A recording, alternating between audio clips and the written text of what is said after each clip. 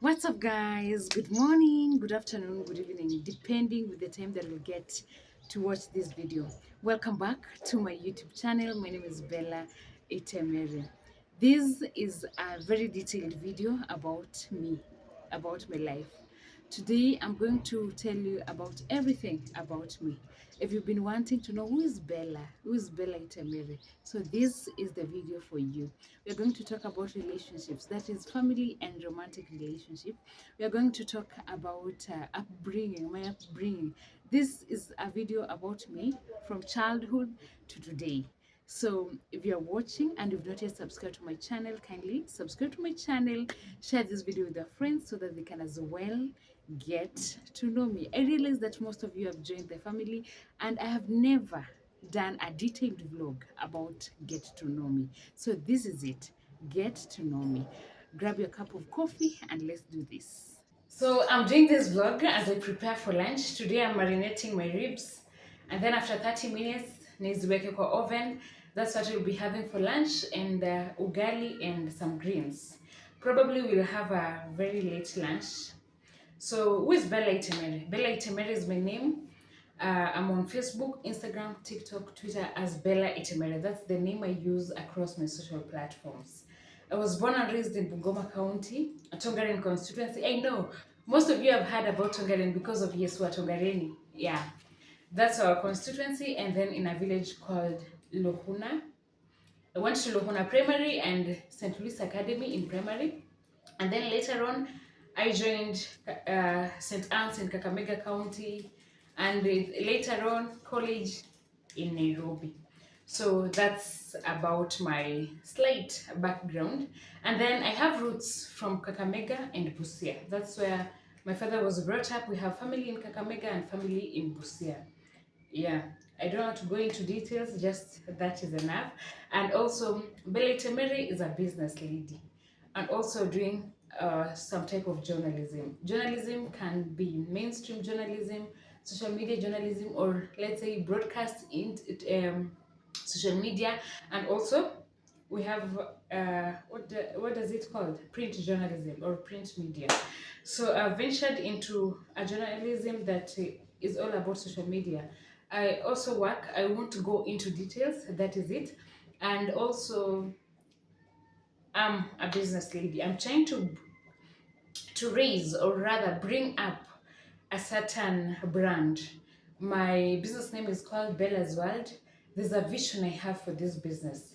I probably will get into that vision maybe in next year, in the other year, God knows. But I'm really working hard to bring out the vision I have for this business.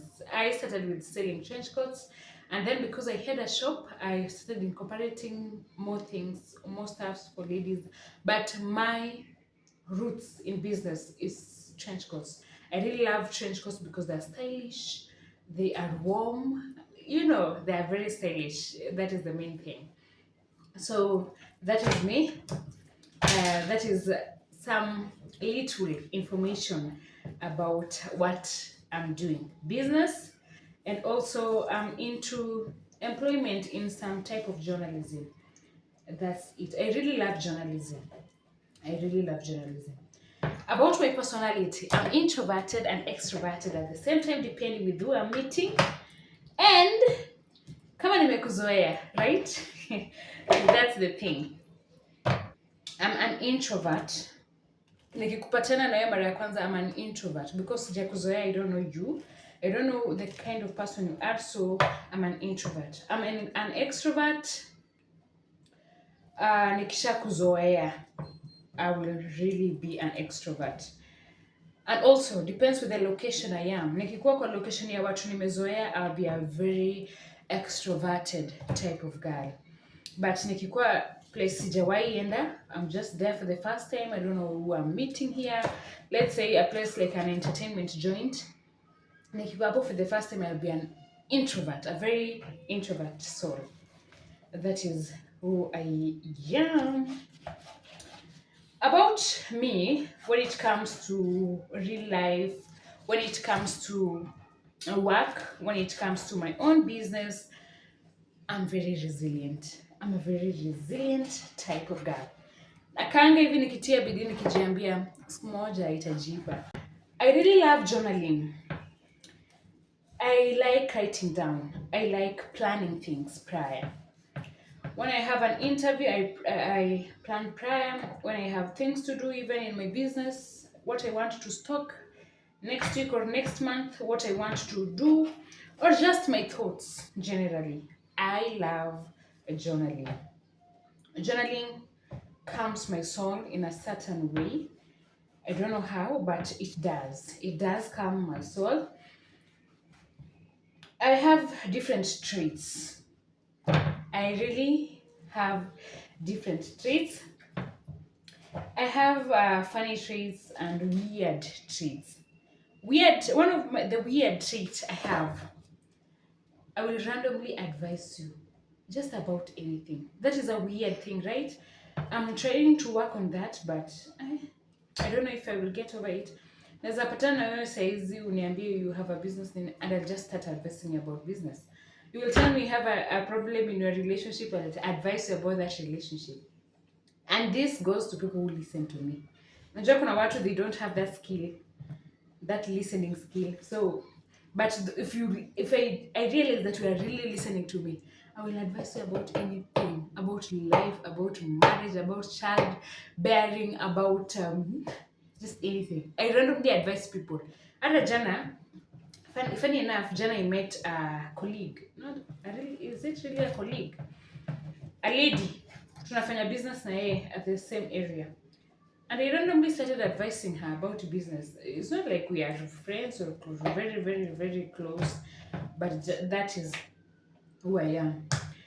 Another trait, now this is a positive trait. I create scenarios in my head. I might imagine positive scenarios. I might just imagine niko kwa interview mahali and then I'm asked different questions and then I Google those questions and then I just sit down and start answering those questions. And also I might imagining the most things I imagine it's about interviews. Uh, Suppose I've met a president, my speech, or what I'll tell the president.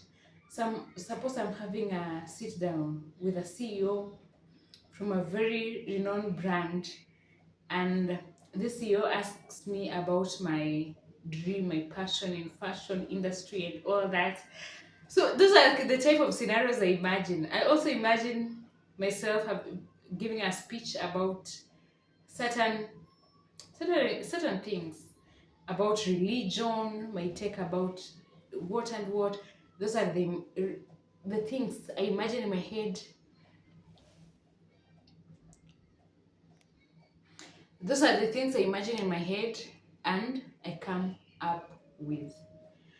And also my imagining skills ziko na ability ya kufanya mimi nikuwe creative. Because what do you mean? Na imagine tu nimepatana na president or nimepatana na the richest man in the world and they ask me, what do you want to do?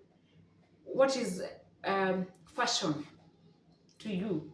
What is journalism to you? Would you like to work with us? Who else huwa anaosha nyama ndio marinate? Me, I really love doing that. I wash my meat. Juu imagine, kama imekuwa kwa bucha inzi imeiendeendea ni nini. I like imagining. Garam masala, I'm using mixed spice. I'm using pilipili manga, that is black pepper. I really love black pepper. I'm also I will use soy sauce. I will also use barbecue sauce and salt and also cooking oil. You can't marinate without cooking oil and salt. Hata ili ukose kumarinate vitu zingine na vitu zingine, but salt lazima ifanye nini? Iwepo.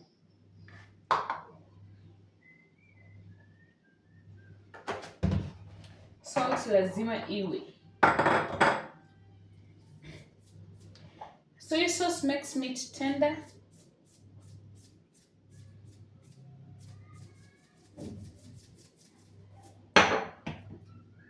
I will add this.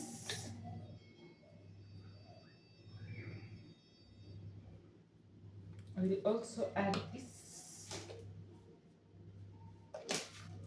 I will also add this. The longer your meat takes to marinate, the yummier the meat. I don't know if I'm making any sense. So nime divide my meat, as you can see, so that the marination ingie ndani vizuri. You see, that the ribs zinakuanga tamu. Marination ikishaingia ndani vizuri.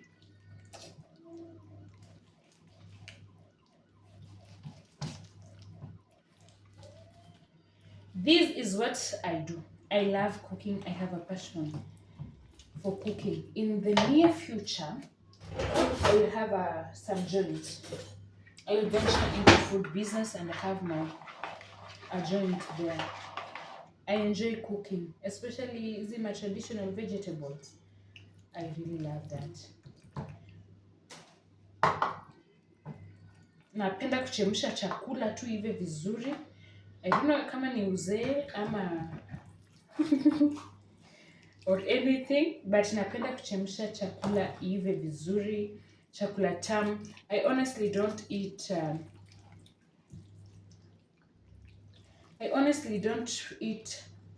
poorly prepared food. Especially ile poor kabisa, because mimi nikitaka kupika, I will give myself time. Kama nataka kupika, for instance, supper, I know if I want to eat by 6 p.m., I will do what? I will start preparing lunch even at 4 p.m. So that I don't hurry chakula end up kukua mbaya. You get? So, nikiona mtu amepika vibaya, of which some situations can be understood, I feel like those people are just careless. Don't judge me. Ukuje kwangu nikupikie siku moja useme kumbe hata hajui kupika. Your definition of well-prepared food and my definition of well-prepared food might be different.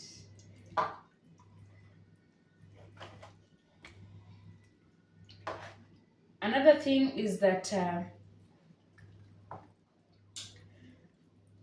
that people come from different backgrounds and people prepare their food differently. I know Luya's traditions and Luo's traditions sometimes they rhyme. I don't know about other communities, but I love foods from different communities. I love mukimo. I do love mukimo. Mukimo na nyama tamu. I do love mukimo. That is for Kikuyus, our friends Kikuyus. I also love what else? I hope the salt was enough. This is my marinated meat. I'm going to leave it for like 30 minutes so that the marination soaks in. Na naenda kufunika na pepper.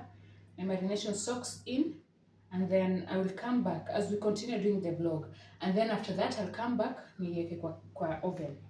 I'm also going to leave my oven preheating so that it just becomes easier. So back to our chilling spot. So let me talk about my childhood. Let's begin from there because that's where Bella Itemere begins. Growing up, I'm going to talk about now my dreams, my experiences with life, and all that. So growing up, I was a very shy child. A very shy child that if my sister mwenye mimi nafuata was now the second born because of the third born was not around, I could suffer. I depended on my sister for support at school, for fights, aniongele. She could speak up on my behalf. She could fight on my behalf. She could do everything on my behalf.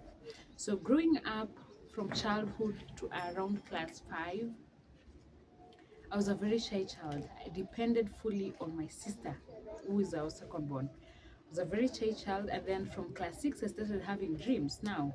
Because now I was transferred from a public school, that was Lohona Primary, where we were like 200 people per class, not like per specific class, per like a street. How can I put it?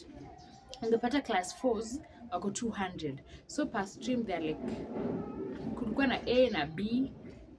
Yeah, ungekuwa number, okay, I used to see kids being number 150. So we were like from 150 to 200. So a class of 60, 70, 80 students, tulikuwa tuna ride in others. So we didn't know the meaning of education, chasing your goals, dreaming in Lukona Primary. I didn't know. Let me make it personal. I didn't know.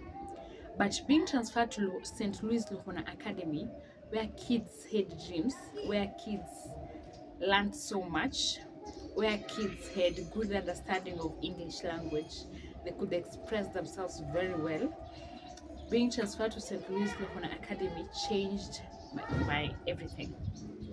I started having dreams. I was now telling myself I really want to be a lawyer someday or a journalist. So from 2011 in class 6, I wanted to be a journalist. 2011, yeah, I wanted to be a journalist. Up to today, I'm pursuing journalism. So it was either it was either journalism or law. Those were things that I really wanted to pursue all the way from class 6. And then when I finished Form 4, I realized that my father never wanted me to be a journalist, to become a journalist. The reason my father didn't want me to become a journalist is because he felt the industry was full, was but I always believe there's something for everyone in the industry, despite the fact that the industry is full. I believe that there's something for everyone. That was about education. I had very strict parents growing up, very strict when it comes to morals, when it comes to different things. I had very strict parents. I remember the strictness that our parents instilled in us is that one, we couldn't just associate with anyone in the village. We were not allowed to go and play in other people's homes, but those they were allowed to come and play in our home. But sisi hatuko tunaruhusiwa kutoka tu home. We were never allowed. I had very strict parents. Our father, hata after form 4, angekuwa na 20 bob na si yeye amekupatia, sio mama yetu amekupatia, you could be in a very big trouble. Very big trouble. It's either mama yetu amekupatia do ama yeye amekupatia do. So we had very strict parents. To date, I don't have any problem with strictness. I really don't have, because that's how I've been brought up. Nikisikia mtu ana complain about strictness and then najua maybe she has not been brought, or they have not been brought up in strictness, because many nimekuwa brought up in strictness. We were not allowed to just go anywhere and play, to go to people's homes without permissions, to eat anywhere without permissions, to interact with just anyone, to kuongelesha watu vibaya, that type of strictness. We were not allowed to go out in the evening, and up to today nikiona mtu anaenda nje like usiku, I feel so insecure for them. I don't know if you are getting. So even when I grow up in college, I thought that now that I've been brought up in strictness, in college I'm going to be a free being. I'm going to be clubbing, to be doing what? That's what I thought. But when I went to college, I had no energy for such. I really had no energy for clubbing, for being outside. Mpaka leo mimi I cannot go, even hata kama sina tomato, I can't go out of the house past 8 p.m. I can't. Acha tu nipikie vitunguu peke yake, ama I can figure out a way. Mtu aniambie niende nje past that time, huwa na feel ka torture. I always feel like this is torture.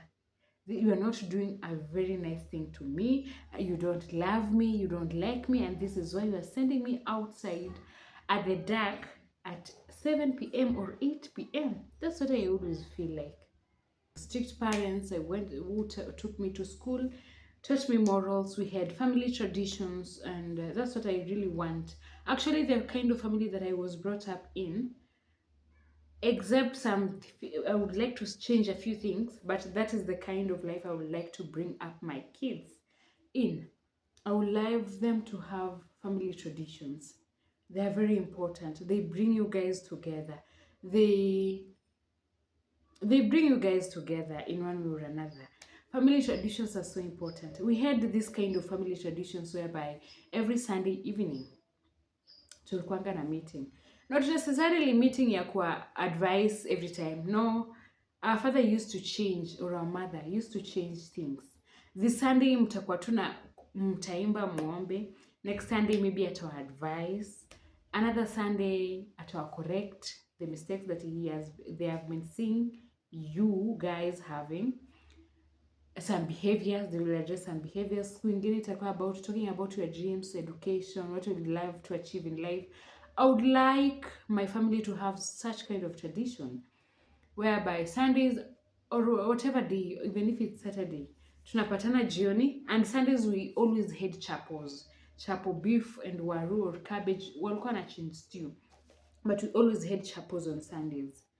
Okay, not all Sundays, because some Sundays kama mama yuko apike inapita, ama ameenda chama ama ameenda kutembelea family friend inapita, but most Sundays after supper, after dinner, tunakaa kwa mkutano. Babetu atakwambia, Bella, chukua Bible, soma this verse, and then he starts teaching from that verse. That is why I'm so much attached to the book of epistles, Romans, Galatians, Ephesians, Philippians, the letter of Paul, because I still hear my dad's words. He could say, let's talk about the letter of Paul to the Galatians. Let's talk about the letter of Paul to the epistles. Okay, there are childhood stories in there, or childhood what? Childhood lessons. Kuna childhood lessons kwa the epistles. Kuna also the book that my father liked teaching us about was Proverbs. Proverbs, we could read a lot of Proverbs, a lot of Psalms, and a lot of epistles. That's what I remember a lot. And also, not just that, but he could also derive some lessons from other books. But the epistles na Proverbs na Psalms, hizo ni verses nimeshika hadi leo. And they still so dear. They are still so dear to my heart. Those are family traditions that we had. Just me. Those are some of the family traditions that we had. Just meeting and talking as family. That brought us together. And also in these family traditions, we could plan. Kama tumefunga ama we are on half term, we could plan of how we are going to work tomorrow or this week. My father could say this week, we are going to clear our tree nursery, we are going to clear the beds. I love agriculture, and that I got from my father. We are going to clear the flower beds and all that. We could also, working together brought us together as family. The next thing I'm going to talk about, apart from my childhood, is my current life. What is life to me? How is life treating me? What are the lessons, the relationships I've had, the lessons I've derived from life, and all that? How is life? Nilikuwa nimeacha oven ikipreheat, so nimekuja kwa jikoni, there's a lot of heat, so nimeogopa, and I'm home alone, so nimeogopa. This is my marinated, imekaka, so nataka kuweka kwa oven, so staki imwage the marination, probably haijashika vizuri. My initial idea was niweke tu kwa waya imwage maji, but then again wacha ianze kucook, marination ibaki ndani, and then I'll see what next. I'll just figure out along the way. So nataka kufunga tu kwa foil directly.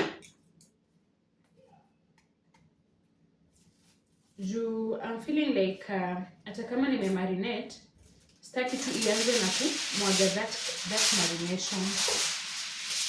So wacha niweke kwa foil tu kwanza.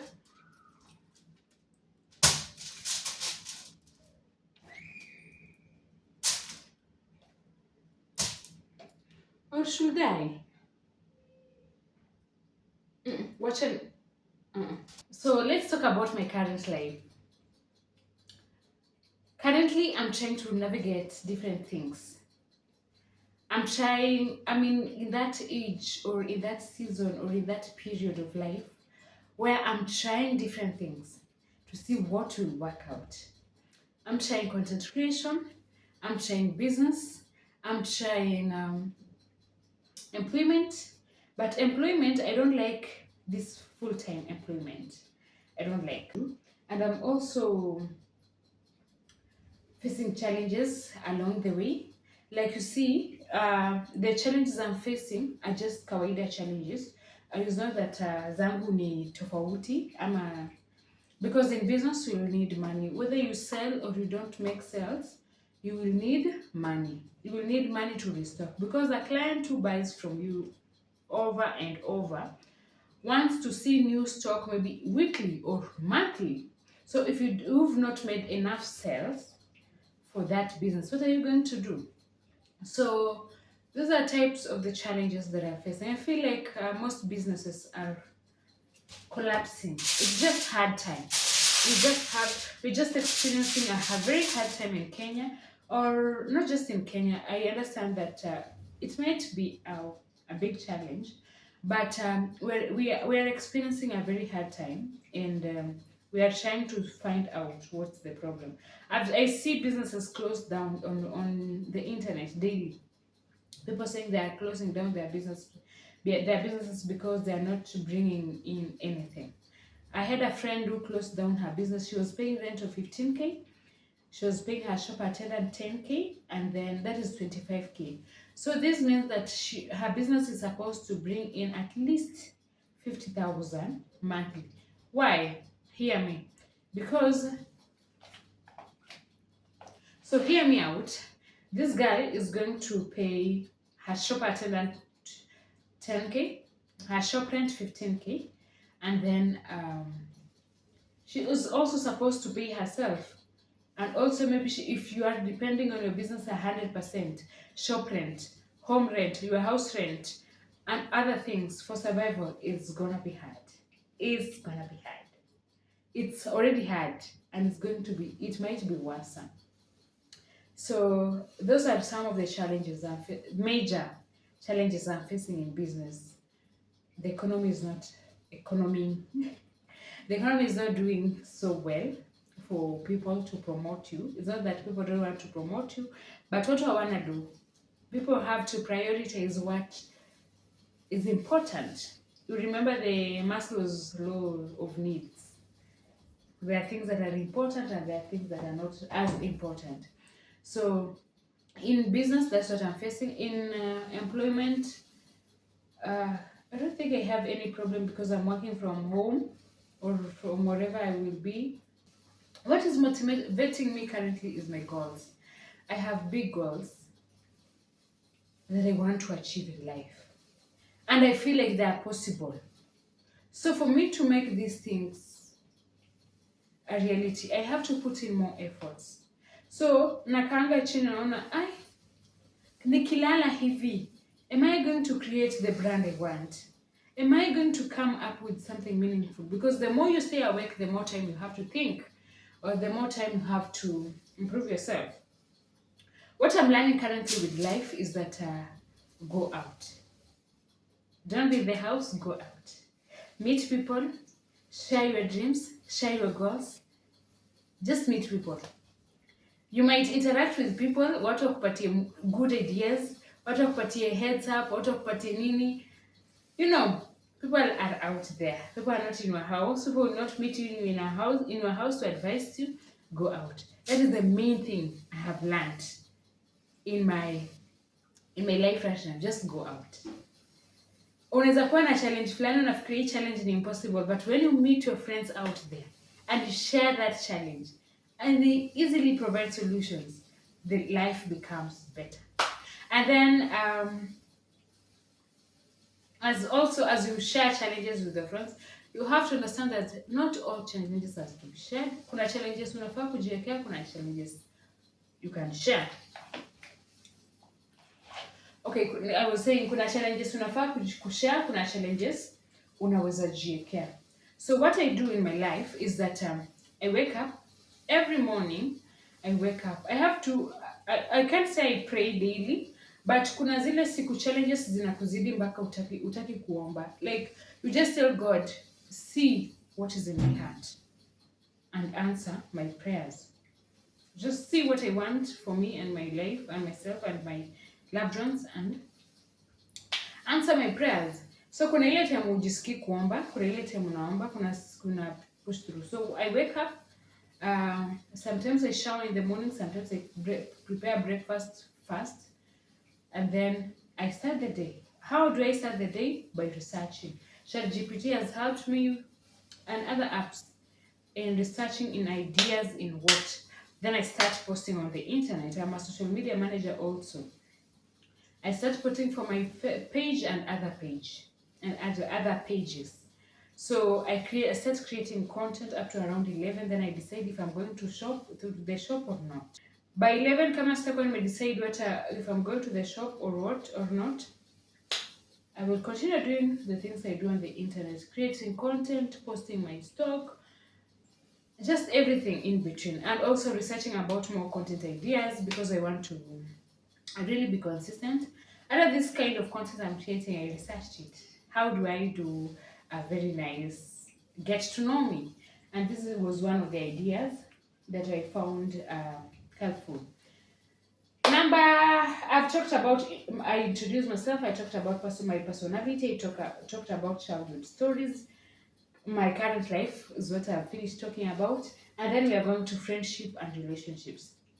So, what have I learned what am I like when it comes to friendships and relationships? I'm not a kind of person to communicate daily, but that doesn't mean we're in bad terms. You know, life is lifing, and people are going through so much. People have things to be done. People have goals. People have other friends. You understand? So people can't keep on talking to you on a daily. People can't keep on being nice to you on a daily. And that doesn't mean they are bad people. So that doesn't mean anyone is bad. We're just having their lives. So what I've learned in friendships and relationships, go for people who you can rhyme. And also in friendships, and there mabeshte when you wako around your circle ya pesa. Unaona? Kama wewe nyinyi ni millionaires, you can hang out together, it's okay. Kama nyinyi ni 1,000 millionaires, 1,000 whatever. You know, because why am I saying this? Because friendships comes with that kind of pressure. Utaona beshte yako leo kuna Mazda CX-5, unataka poa CX-5 and you don't have money. Kuna utaona beshte yako amefungua spa leo, unataka kufungua spa and you don't have money. So the experiences I've had in friendship, that I can say I have had amazing friendships. I've had amazing friendships in my life, in college and in after college, in primary, in whatever. I had enough good friends. What I've learned in relationships is that in dating and marriage, go for people you truly love. Exactly, love fades, but you can be friends, right? Go for your friends and this advice can differ. Najua unaweza differ, but it's okay to me. That is what I've learned. Go for people you love, people you cherish, people you are friends with, so that when love fades, you can still stand for your friend. Not that now you are standing for your lover or your partner. You are standing up for your friend. Another second advice about marriages and relationships. This is now not family friendships or the other one. This is this kind of relationship I'm talking about is the sexual one. Demi yangu, chali yangu, bibi yangu, bwana yangu, hivyo. If you are going for this kind of relationships, endea mtu wenye traditions zenu zitaelewana, especially for long-term marriages and relationships. Endea mtu mwenye familia relationships zenu zinaendana. Why? Utaolewa kwa mtu mwenye utapata huko traditions zao ni mbaya. Okay, si mbaya. Like you cannot allow my kid to go through, but now it's their traditions. What are you going to do? Okay, umeolewa kwa huyu mtu, kwao watoto wanafanyiwa hivi na hivi wakiwa wadogo. You are not comfortable for your kids to go through that, but now this is their tradition. What are you going to do? So my advice to anyone, I'm not a relationship advisor or anything, but my advice to anyone who wants to marry or who wants a long-term relationship, be comfortable with the other parts, with your other partner's traditions. It will ease things for you. Be comfortable with their traditions. Wewe ukienda kwao, ni nini watakufanyia? Are you comfortable with that? Yakikuja kwenu, ni traditions gani atafanyiwa? Is he or she comfortable with that? Another thing, traditions revolve around so many things. Traditions zina happen during marriages, celebrations of marriages. Zina happen during childbirth. Traditions zina happen during circumcision ceremonies. Traditions zina happen during death. Kana mtu wako muulize, in case of this, tradition yenu inafanyanga aje? In case mtoto azaliwe leo, saa ya kunyoa mtoto atafanyiwa nini? You get? In case mzazi wangu akufe leo, tradition za kwenu ni aje? In case nikupoteze leo, be comfortable with the uncomfortable conversations. In case ukufe leo ama mimi nikufe leo, what are the traditions that my kids are going to face and you are going to face? Very important. Very important. Let's go on to the next thing because I had written these points down. The main things. Then as I'm going to talk about random fun questions. As we wind up, I'm going to talk about random fun questions. My favorite food now. Hizi ndio zile sasa get to know me watu wanajibu. But me I've been so much detailed. I think itafikata 45 minutes this video when edited. So my favorite food is fish, ugali, and managu. Very well prepared managu. I love that. My biggest fear in life is loss. I have like 3 fears, but the biggest one is loss. I've lost my loved ones. Grief has left me with anger that I'm trying to cope with. Anger. Grief imenifanyia vibaya. So I just don't want to lose anyone who is close to me anymore. That is my biggest fear. Especially a parent, my one studying parent, my mother. It's my biggest fear. It's my biggest fear. Hey! Okay, the next question was talking about a celebrity crush. I don't do that. Since I knew so much, I've worked with celebrities when it comes to interviews, when I've been in media, when I was in media full time. I knew so much about celebrities, the kind of life they're living and whatnot. I don't say it's bad, but I don't crush on celebrities. That's that. My favorite music is a gospel song. I have so many favorite songs, but this song says, kutakuwa na milima hautaweza kuvuka. Kutakuwa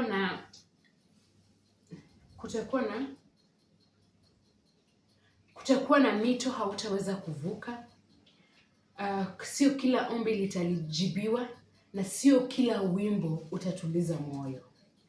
So this song allows me to soak into my emotions and understand life the way it is. Understand things and situations. Sio kila wimbo utakaotuliza moyo. Nimekupata, nina mtetezi. I don't know, anaitwa nani? Like, not every situation, you're not going to be comfortable in every situation.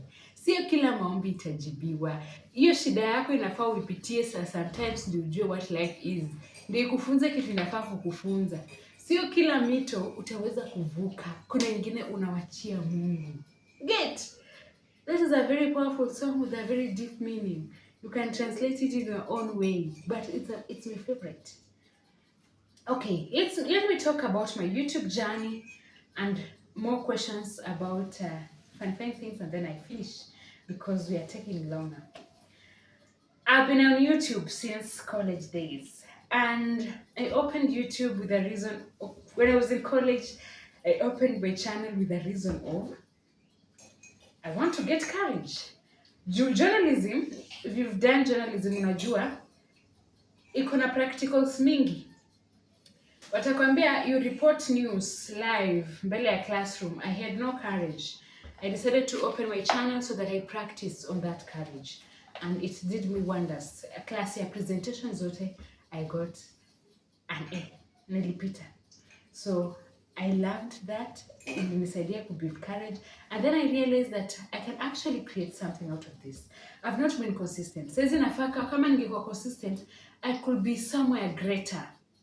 But I've not been consistent. But now I'm here, being consistent, creating content, and asking you guys to support me so that I get to the next level, monetization and all that. I'm about to monetize my channel. I might do it this year or early next year. So guys, help me get to the watch time and monetize. So I'm trying to create lifestyle content. Why lifestyle content? Because I feel like people want to learn much about other people's lives. I can create content about cooking and you learn one or two things about cooking. I can create a video about me visiting a certain place. Maybe you wanted to take your family there, or you wanted to take your mother there, or your parents or your loved one. You wanted to surprise your sister or brother and you had no idea, and then I've given you an idea. I feel like from lifestyle content you can learn one or two things. I also watch a lot of lifestyle content, not for pressure, but because I want to know what kind of utensils, where can I get these utensils, where can I get this kind of sufurias, where can I get this kind of curtains. Lifestyle content. My last one, random questions. I will talk about my favorite app. My favorite app is Pinterest because I learned so much from Pinterest. On Pinterest, I get my hair, what? The type of hair I want to make. On Pinterest, I learn what outfits can I pair with what. On Pinterest, I learn about styling my house, styling everything, my space, my what. I learn so much on Pinterest. Even kufanya mazoezi, I learned there on Pinterest. Okay, my dream is you see that verse that says itafaidi nini mtu gain the whole world but to lose their souls. The Bible says that the kind of religion, or rather tradition, I don't know, that God loves is God loves people or those who support wale wasiojiweza, mayatima na wajane. That's what the Bible says, but I can't keep it in the correct words. But God loves those who support orphans, widows, na wasiojiweza. I don't know why it didn't include widowers, because also widowers suffer at some point. So my dream is nifaulu nisaidie watoto mayatima. It is so hard and tough to be an orphan. Very tough. One day I'll talk about it. Especially mzazi wako akufe kama hujamaliza masomo, huna pesa. You just in between juggling life. It's so hard. Very hard. And I'm really pushing.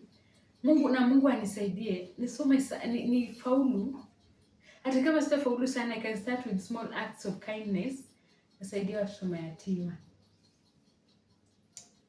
Stuff.